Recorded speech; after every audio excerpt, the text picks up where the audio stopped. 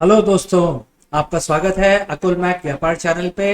और जैसा कि आप देख ही रहे हैं न्यूज़ में, पॉलिटिकली पूरा एनवायरनमेंट चार्ज अप है। चाइना, रशिया, यूएस बीच में कुछ गेम खेल रहे हैं, कुछ स्ट्रेटजीज चल रही हैं, एक दूसरे को धमकी दे रहे हैं। लेकिन इन सब के बावजूद हम बिजनेस जो लोग हैं, बिजनेस पीपल, हमारे लिए क्या इसमें सीख है, क्या लर्निंग है, इसके बारे में हम डिस्कस करेंगे। वैसे इस चीज को मैं डांसिंग ट्रायंगल बोलता हूं। और चलिए आज इसके बारे में हम पूरी तरह चर्चा करते हैं। स्पेशली हम इससे क्या सीख ले सकते हैं।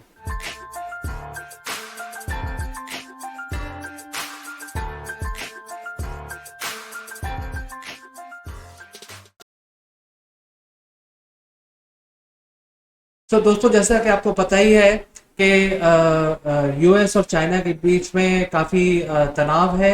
और आप देख ही रहे हैं कि न्यूज़ आप खोलेंगे तो वही चल रहा है कि उन्होंने अपने जेट्स उड़ा दिए और अपने जो टैंक्स है वो ताइवान के बॉर्डर पे लाके खड़े कर दिए और धमकी दे रहे हैं कि भाई आप ऐसा नहीं कर सकते। तो ये जो एनवायरनमेंट है ये एकदम से गर्मा गया है। लेकिन इसके जैसा ही एनवायरनमेंट थोड़े दिन पहले था, जिसमें यूक्रेन और रशिया के बीच में जो लड़ाई हुई, उसके वजह से फिर बहुत कुछ बदलाव आए हमारे विश्व के अंदर। तो मेरा कहने का मतलब यह है कि इन सब चीज़ों से भी हमें स्ट्रैटेजी के बारे में बहुत कुछ सीखने को मिलता है।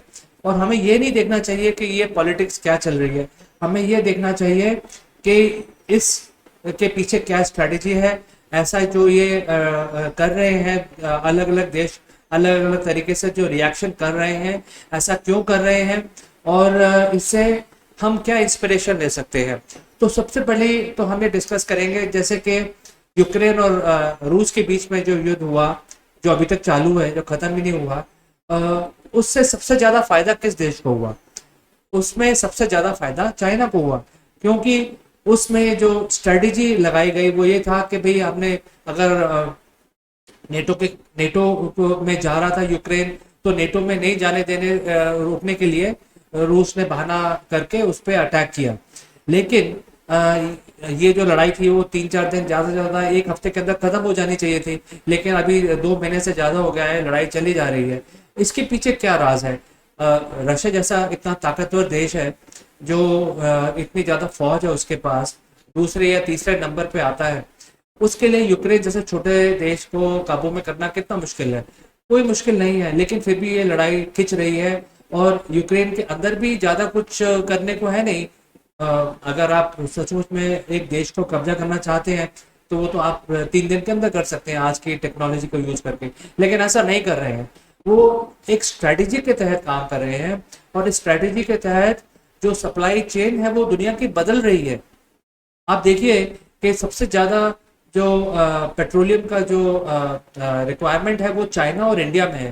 क्योंकि चाइना और इंडिया सबसे बड़े देश है, इनमें सबसे ज्यादा लोग रहते हैं। और इसके अलावा यहाँ पे बहुत खनिज पाए जाते हैं, लेकिन पेट्रोलियम नहीं मिलता। दोनों देशों में, जिसमें विश्व की आधे से ज्यादा आबादी जिन दो देशों में रहती है, वहां पे पेट्रोलियम जैसी चीज या उसके जो भी उसके पदार्थ हैं वो नहीं मिलते हैं, जैसे गैस। तो दोनों ही देश दूसरे देशों से इंपोर्ट करने के लिए प्रतिबद्ध हैं। और जो जो ऑयल जो प्रोडक्शन कंट्रीज हैं, जिनको ओपेक कंट्रीज बोलते हैं, वो इन देशों को, इंडिया और चाइना को ऑयल सप्लाई करते हैं। लेकिन अब आप यूरोप का देख लीजिए। यूरोप पूरा जो उनका जो एनर्जी सेक्टर है वो पूरा ये रशिया देखता है। क्योंकि रशिया भी एक गैस प्रोड्यूसिंग कंट्री है, जहाँ पे पेट्रोलियम गैस प्रोड्यूस होती है। तो उन्होंने ऑलरेडी पाइपलाइन बिछा रखी है पूरे यूरोप में। और पूरे यूरोप में क्योंकि वहाँ पे न्यूक्लियर एक रिएक्शन का 80s के अंदर एक वो हो गया था, दुर्घटना हो गई थी चेरनोबिल में। तो उसके बाद यूरोप की कंट्रीज ने डिसाइड किया कि हम अपने यहाँ पे न्यूक्लियर एनर्जी का प्लांट नहीं लगाएंगे। तो वो सारे के सारे जितने भी कंट्रीज हैं वो अपनी एनर्जी रिक्वायरमेंट पे रशिया पे डिपेंडेंट है। और वही कंट्री रशिया से लड़ाई कर रहे हैं। तो उसकी वजह से रशिया ने कहा कि अच्छा, आप मेरे पे सैंक्शन लगाएंगे तो कोई बात नहीं, मेरे पास दूसरी स्ट्रेटेजी है, मेरे पास दूसरा मार्केट है। मैं अपना जो प्रोडक्शन है गैस का, मैं चाइना इंडिया की तरफ मोड़ दूंगा। क्योंकि वो एक बड़ा मार्केट है और सबसे बड़ा मार्केट दुनिया का यही चाइना और इंडिया ही है पेट्रोलियम प्रोडक्ट्स के लिए। तो वही वही उन्होंने किया। दूसरा रशिया ने ये भी किया कि भाई आपको अगर कोई भी चीज़ हमें हमसे खरीदनी है, अगर पेट्रोलियम गैस भी खरीदनी है तो आपको हमें रूबल में पेमेंट करना पड़ेगा। तो अब क्या हुआ, आपने जो यूरोपियन कंट्रीज थे, जो वेस्टर्न कंट्रीज थे, उन्होंने कहा कि भाई हम आपसे कुछ नहीं खरीदेंगे, हम यूक्रेन को हेल्प करेंगे, हम यूक्रेन के साथ खड़े हैं। लेकिन एंड रिजल्ट क्या हुआ, स्ट्रेटेजी जो रशिया ने चलाया उससे सबसे ज्यादा फायदा चाइना को हुआ, क्योंकि पूरा गैस चाइना को चला गया। जो उसकी रिक्वायरमेंट थी, वो जो एनर्जी रिक्वायरमेंट थी चाइना की, वो उनकी फुलफिल हो गई और सस्ते दामों में। और जो रूबल था वो स्ट्रेंथन हो गया। जो सैंक्शन लगाना चाहते थे वेस्टर्न कंट्रीज रशिया के ऊपर, उसका उल्टा असर हुआ इस लड़ाई में। तो रशिया और यूक्रेन की लड़ाई चालू है, जबकि वो खत्म हो जानी चाहिए थी, लेकिन वो चालू है क्योंकि उससे कुछ और स्ट्रेटेजी के तहत कुछ और इरादे हैं देशों के, जिसको वो पूरा करना चाहते हैं। उसी तरीके से अब ये चाइना और रशिया यूएस के बीच में जो तनाव है ताइवान को लेके, वो खड़ा हुआ है। लेकिन इस तनाव में मेरे हिसाब से रशिया को फायदा होने वाला है, क्योंकि पहले यूक्रेन और रशिया के तनाव के अंदर चाइना को फायदा हुआ, अब इस तनाव के अंदर रशिया को फायदा होने वाला है। इसके पीछे एक बहुत बड़ी स्ट्रैटेजी है। तो हमें एज ए बिजनेस कम्युनिटी हमें ये देखना चाहिए कि जो बड़े बड़े देश हैं ये भी ऐसा एक बिना सोचे समझे काम नहीं करते हैं। ये बहुत बड़ी स्ट्रेटेजी बनाते हैं और उस स्ट्रेटेजी के तहत काम करते हैं। और स्ट्रेटेजी को बनाने में, अब जैसे ये जो उन्होंने आज विजिट किया है सेनेटर ने, यूएस के सेनेटर ने ताइवान, इसके बारे में मेरे ख्याल से 5-6 साल पहले से प्लानिंग की होगी उन्होंने इस विजिट के लिए, और कम से कम 8-9 महीने तक बहुत ही गहन इसका अध्ययन किया होगा। इसके बाद उन्होंने ये ट्रिप ऑर्गेनाइज किया। तो ये बहुत बड़ी स्ट्रेटेजिक डिसीजन होते हैं। तो ये हम जो बिजनेस के लोग हैं उनको भी ये समझना चाहिए कि जो बड़े बड़े कंट्रीज हैं ये ऐसे ही नहीं कोई एक्शन लेते, इसके पीछे बहुत ही सोची समझी एक गहन अध्ययन किया होता है और उनकी स्ट्रेटेजी होती है। उस स्ट्रेटेजी के तहत वो काम करते हैं, और जो स्ट्रेटेजी होती है बहुत ही लॉन्ग टर्म होती है। इसमें स्ट्रेटेजी के अंदर ये नहीं होता है कि कौन सा इंसान उस टाइम वहाँ पे उसको एग्जीक्यूट कर रहा है। तो जो स्ट्रेटेजी होती है वो 5 साल, 10 साल, 20 साल की स्ट्रेटेजी बनाते हैं, और हो सकता है 100 साल की भी स्ट्रेटेजी बनाते हो, और उसको वो स्टेप बाय स्टेप एग्जीक्यूट करते हैं। तो सबसे इम्पोर्टेंट बात यह है कि हमें देखना पड़ेगा कि जो स्ट्रेटेजी है, बिजनेस स्ट्रेटेजी है, बहुत ही इंपॉर्टेंट है। और इससे हम ये जो इंसिडेंट हुआ है, जो 2 दिन से हम देख रहे हैं, इससे हमें सबसे बड़ी सीख यही मिलती है कि हमें अपने बिजनेस के लिए एक लॉन्ग टर्म और एक शॉर्ट टर्म स्ट्रेटेजी की बहुत ही आवश्यकता है, और हमें करना भी चाहिए। अगर कोई स्ट्रेटेजी नहीं बनाता है तो फिर वो डायरेक्शन लेस हो जाता है बिजनेस वाला। और अब हम आगे देखते हैं, हमें ये भी पता लगाना चाहिए कि हमारा कस्टमर कौन है। जो ये इंसिडेंट्स हो रहे हैं दुनिया में, उससे हमें ये भी सीख मिल रही है कि हम आइडेंटिफाई करें कि हमारा कस्टमर कौन है। जैसे कि अगर यूक्रेन और रूस का जो कॉन्फ्लिक्ट है उसके बारे में बात की जाए, तो कॉन्फ्लिक्ट तो बहुत ही लोकलाइज्ड है। रूस और यूक्रेन में एक वो यूरोप के एक बहुत ही छोटे हिस्से में कॉन्फ्लिक्ट हो रहा है, लेकिन उसका जो असर हो रहा है पूरी दुनिया में हो रहा है, और उस असर से जो सप्लाई चेन है दुनिया की चेंज हो रही है। और जो कस्टमर है वो कौन है। अब जैसे जो ये उनका जो मेजर प्रोडक्शन होता है यूक्रेन का, वो होता है व्हीट एंड सनफ्लावर। उसका जो ज़्यादातर जो उसका जो खपत है वो होती है अफ्रीका में। वो जितने अफ्रीकन कंट्रीज हैं वो गेहूं यूक्रेन से या रशिया से खरीदते हैं। तो जब क्योंकि वहाँ पे युद्ध हो रहा है, उसकी वजह से वो सारा का सारा बिजनेस मोस्टली इंडिया की तरफ आ गया, क्योंकि यहाँ इंडिया में भी काफ़ी गेहूं पैदा होता है। तो अफ्रीका, इजिप्ट, इस तरह की कंट्रीज हैं, जो मिडल ईस्ट कंट्रीज हैं या इराक, इन लोगों ने इंडिया से उनको गेहूं लेना पड़ा। तो वो सप्लाई चेन चेंज हो गया। इसी तरीके से गैस का सप्लाई चेन चेंज हो गया।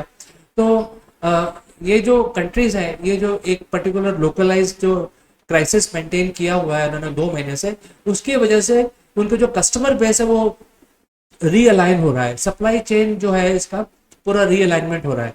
तो हम लोगों को ये सीख मिलती है इस इंसिडेंट से कि जो हमारे को आइडेंटिफाई करना बहुत जरूरी है कि हमारा कस्टमर कौन है, और वो कस्टमर जो हमारे सर्विसेज को खरीदेगा और जरूर खरीदेगा, क्योंकि उसकी नीड है, और उस वजह से जो हमारे पास जो माल है उसको उसकी नीड फुलफिल करती है। तो ये हमें समझना जरूरी है। ये जो देश हैं जो आपस में हमें लग रहा है कि ये लड़ाई कर रहे हैं, बट मुझे नहीं लगता है कि ये लड़ाई कर रहे हैं। ये लड़ाई हमें दिखाई जा रही है टेलीविजन पे, बट ये पीछे से बहुत बड़ी एक स्ट्रैटेजी है, उसके तहत काम कर रहे हैं, जिसमें उन्होंने ये आइडेंटिफाई कर लिया है कि अगर हम ऐसा करेंगे तो हमारा जो नया कस्टमर होगा हमारे देश के बिजनेस का, वो कौन होगा, हमें कौन पैसे देगा। हम अगर कोई हमें अपने कुछ जेट्स को भेजना पड़े, या हमें अपने कुछ थोड़ी बहुत लोकलाइज वॉर भी करनी पड़े, तो उसका खर्चा कौन उठाएगा। तो ये सब ऑलरेडी सोचा हुआ है, सोची समझी एक स्ट्रेटेजी है, और उन्होंने आइडेंटिफाई कर कर लिया है कि कौन हमारा कस्टमर है, कौन हमसे माल खरीदेगा, कौन हम कहाँ पे हम अपनी मैन्युफैक्चरिंग करेंगे। तो ये सब एक बहुत ही स्ट्रेटेजिक डिसीजन है। अब हमें ये भी देखना पड़ेगा जैसे कि पोजीशनिंग। अब उदाहरण के लिए जैसे भी देखिए कि जो सेनेटर हैं यूएस के, उन्होंने कहा कि हम आ रहे हैं, तो चाइना ने कहा कि नहीं आप नहीं आ सकते। तो उन्होंने कहा हमें कोई नहीं रोक सकता, हम तो आएंगे। अब ये जो विजिट उन्होंने जो प्लान किया है, इसकी तैयारी काफ़ी देर पहले हो गई होगी मेरे ख्याल से। ऐसा नहीं है कि उनको कल याद आया और उन्होंने सोचा कि आज हम चलते हैं ताइवान, ऐसा तो नहीं मान सकते। तो उन्होंने काफ़ी कुछ सोची समझी, उन्होंने एक योजना बनाई और उसके तहत वो ताइवान आए। अब ताइवान में जब वो आए, तो उन्होंने एयरफोर्स वन नाम के एक जहाज से उन्होंने सफर किया, जो एक अमेरिका का मिलिट्री का जहाज है, सिविलियन नहीं है। तो दुनिया में जो कानून है उसके हिसाब से अगर आप मिलिट्री जहाज पे अटैक करते हैं तो उसको युद्ध की ललकार माना जाता है। तो चाइना ने कहा कि भाई हम आपको उतरने नहीं देंगे, और अपने जेट्स उन्होंने हवा में उड़ा दिए, और टैंक्स नीचे उन्होंने रोल आउट करने स्टार्ट कर दिए। लेकिन उन्होंने एयरफोर्स वन पे उन्होंने हमला नहीं किया, बिकॉज चाइना भी नहीं चाहता था कि यहाँ पे लड़ाई हो, एस्केलेशन हो किसी तरीके का। तो ये जो पोजीशनिंग है इसको समझना बहुत जरूरी है। जो अमेरिका ने पोजीशनिंग किया कि भाई आप हमें धमकी दे रहे हैं कि आप नहीं आएंगे, लेकिन फिर भी हम आएंगे, और उन्होंने एक पोजीशनिंग किया अपने आप को, भाई हम तो आके रहेंगे, आप हमें रोक नहीं सकते। तो यही काम हमें अपने बिजनेस में भी करना पड़ता है। हमें अपने प्रोडक्ट का, हम अपने सर्विसेज को हमें एक पोजीशन पे लाना पड़ता है, एक पर्टिकुलर क्वालिटी के लेवल पे लाना पड़ता है। तो और उस पर कॉम्प्रोमाइज नहीं करते हैं। अब ऐसा तो नहीं हो सकता था कि चाइना ने कहा कि आप नहीं आएंगे, तो अमेरिका बोलता अच्छा जी ठीक है जी हम नहीं आएंगे। तो ऐसा करके तो गलत पोजीशनिंग हो जाती है। तो उन्होंने अपनी स्ट्रेंथ को कायम रखा, अपने पोजीशन को बरकरार रखा, और वो आए और लैंड किया, उन्होंने सबसे मुलाकात की, और वो अब चले भी गए। तो ये एक बहुत ही जरूरी लेसन है जो हम सीख सकते हैं इस पर्टिकुलर इंसिडेंट से। अब आगे बढ़ते हैं कि जो भी हम काम करते हैं एज ए कंट्री, जो आप देख रहे हैं कि चाइना कुछ एक्टिविटी कर रहा है, यूएस कुछ एक्टिविटी कर रहा है, इंडिया भी कुछ एक्टिविटी कर रहा है, ब्राजील भी कुछ कर रहा है। हर देश चाहता कुछ ना कुछ एक्टिविटी कर रहा है, और कोई किसी के साथ खड़ा है, कोई किसी और के साथ खड़ा है। ये सब जो पुश एंड पुल चल रहा है, इसके पीछे सब देशों का जो नजरिया है वो सिर्फ पैसे को लेके है। वो अपने रेवेन्यू स्ट्रीम को देख रहे हैं। वो ये देख रहे हैं कि मेरा मार्केट किधर है, कौन मेरे से सामान खरीदेगा, कौन मुझे बेचेगा, कितने में बेचेगा, मेरा खर्चा कितना होगा, मेरी बचत कितनी होगी। ये सब चीज़ें सारी स्ट्रेटेजी को ड्राइव कर रहे हैं।